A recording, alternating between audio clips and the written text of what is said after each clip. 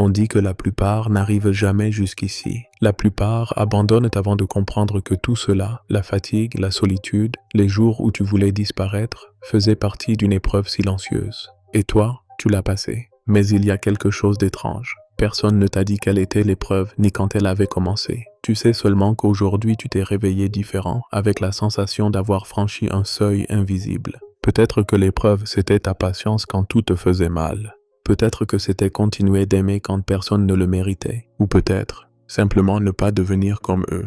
Ce qu'il y a de fascinant, c'est que la vie ne t'avertit jamais quand elle te teste. Elle te montre seulement le résultat, quand tu n'es plus la même personne que celle qui a commencé l'examen. On imagine souvent que les épreuves de la vie arrivent avec un titre, des instructions claires ou un jury qui nous observe.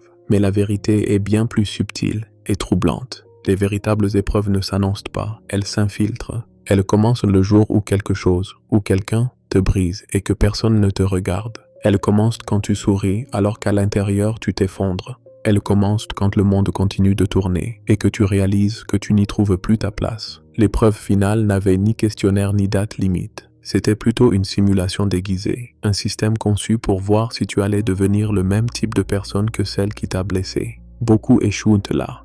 Ils répondent à la douleur par plus de douleur. Ils imitent l'égoïsme des autres comme une forme de défense. Et le pire, ils se convainquent que s'endurcir, c'est grandir, mais ce n'est pas vrai. Grandir, ce n'est pas perdre sa sensibilité, c'est apprendre à la porter sans qu'elle te détruise. Pense à tout ce que tu as traversé dernièrement, l'anxiété, les trahisons, l'incertitude. Si tout cela n'avait été qu'une suite d'événements aléatoires, tu ne serais pas ici, plus calme qu'avant.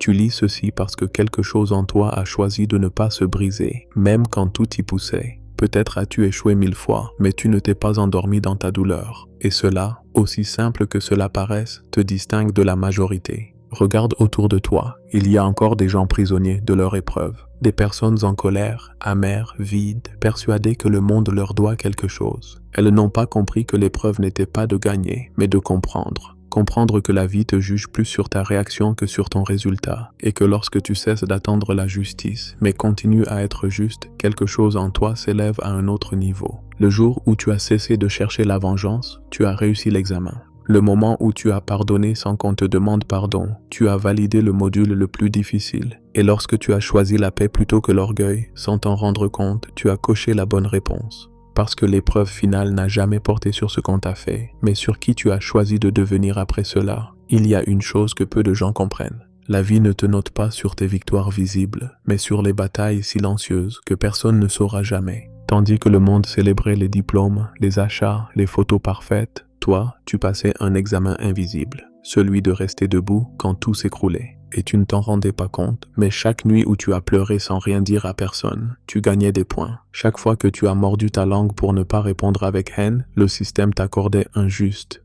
Chaque fois que tu as choisi le silence au lieu de la vengeance, tu montais d'un niveau. Le problème, c'est que nous avons grandi en croyant que réussir signifiait obtenir des résultats, de la stabilité ou de la reconnaissance. Mais voici la vérité, la réussite ne fait pas toujours du bien. Parfois, réussir l'épreuve finale, c'est avoir l'impression de tout perdre. C'est fermer une porte sans savoir laquelle s'ouvrira ensuite. C'est mourir un peu pour pouvoir renaître. Il y a une partie de toi qui ne le comprend pas encore, qui regarde en arrière et se demande « Comment cela peut-il être une victoire si ça m'a fait si mal ?» Mais les épreuves les plus dures de la vie ne sont jamais scolaires. Elles sont émotionnelles. Elles n'évaluent pas ce que tu sais, mais ce que tu fais quand tu ne sais plus quoi faire. Et tu as réussi l'épreuve parce qu'au lieu d'abandonner, tu t'es abandonné, mais à quelque chose de plus grand, à la possibilité de croire, même sans comprendre. Ce qu'il y a de curieux, c'est que nous croyons tous jouer à des jeux différents. Certains pensent se battre pour l'argent, d'autres pour l'amour, d'autres encore pour le pouvoir. Mais au fond, nous jouons tous au même jeu, celui de garder notre âme intacte,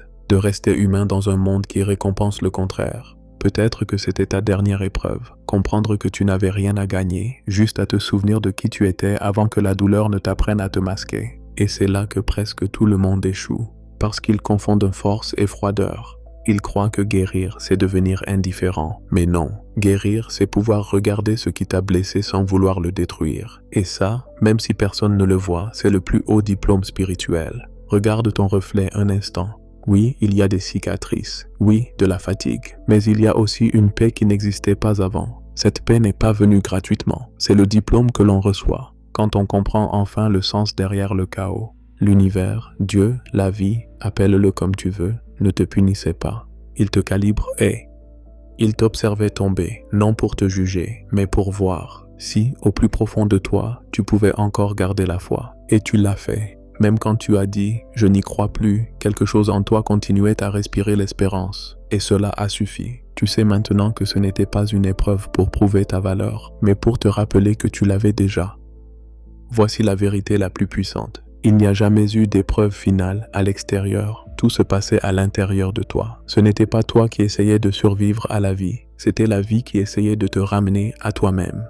L'examen ne portait pas sur ta capacité à résister, mais sur ta capacité à te souvenir de ton essence après tant de chaos. Et tu l'as fait. Même si tu t'es trompé, même si tu as crié vers le ciel, même si tu as douté de tout, y compris de toi, tu as réussi. Parce que l'épreuve finale a toujours été celle de continuer à sentir. De continuer à regarder le monde avec des yeux purs après avoir vu tant de laideur. De continuer à croire en l'amour après qu'on l'ait brisé, de continuer à rêver même quand plus personne n'applaudit. L'ironie, c'est que tu as réussi l'épreuve le jour où tu as cessé de chercher l'approbation, quand tu as compris que tu n'avais pas besoin d'être parfait, ni compris, ni accepté, quand tu as choisi la vérité, même si elle faisait mal, quand tu n'as plus réagi de la même façon, même face à la même situation. C'est cela qui a tout changé. Ce n'était ni la chance, ni le destin, c'était ton évolution. Et maintenant tu comprends pourquoi tout devait arriver ainsi. Chaque perte était un filtre, chaque déception, un miroir, chaque silence, une question.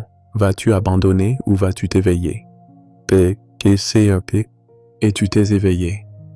C'est pour cela que tu es ici, en train de lire, d'écouter, de ressentir. Ce mélange étrange de paix et de vertige. Parce que tu sais que rien ne sera plus jamais pareil. Non pas parce que le monde a changé, mais parce que toi, tu as changé ta façon de le voir. Alors respire. Tu n'as plus rien à prouver. Tu as réussi l'épreuve finale sans même t'en rendre compte.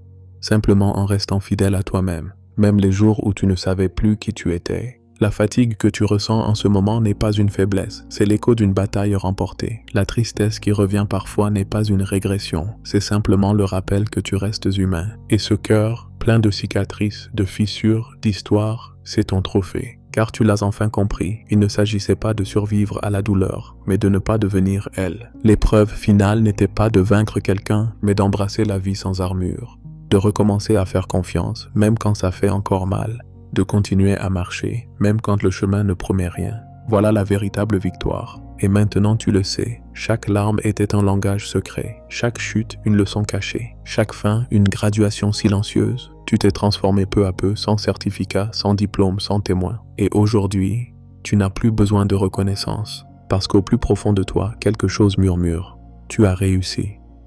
Si tu lis ceci, c'est que tu as passé l'épreuve finale. Et lorsque tu entendras cette voix à l'intérieur de toi, ne la remets pas en question. Souris, car c'est la vie elle-même qui te souffle doucement ce qu'elle voulait te faire comprendre depuis toujours. Il ne s'agissait pas de réussir une épreuve, il s'agissait de t'éveiller. La vie ne te juge pas sur ce que tu gagnes, mais sur ce que tu ne perds pas pendant que tu essaies.